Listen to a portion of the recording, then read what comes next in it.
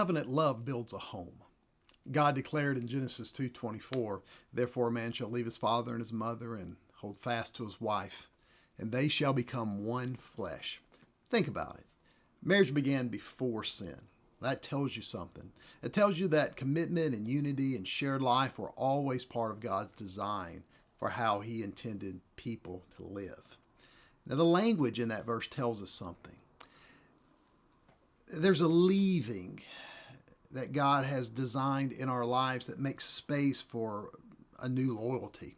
There's a holding fast that isn't temporary. There's a oneness that reaches every part of our lives, our body, our souls, and our future.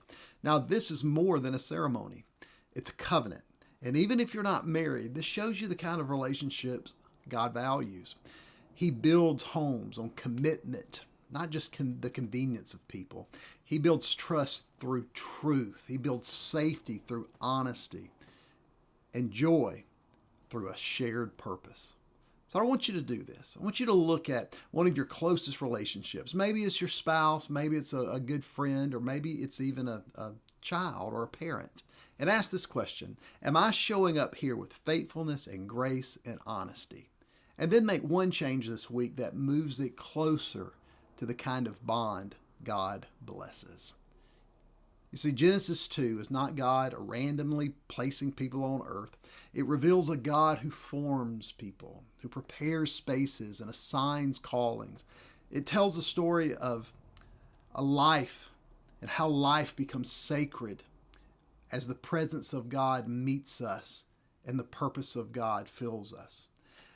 You're not created to drift. You were formed from the ground by a God who speaks with care and places you with intention.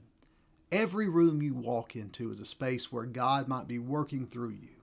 Every task is a chance to build or to protect. Every friendship or marriage or moment of community is an opportunity to reflect the design of Eden again.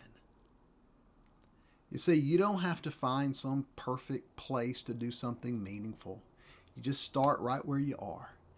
You carry life into the space that you've been given and into the relationships that you've been given. And you listen to the voice of God, who still walks with His people and speaks to us every day. God bless you. See you Sunday.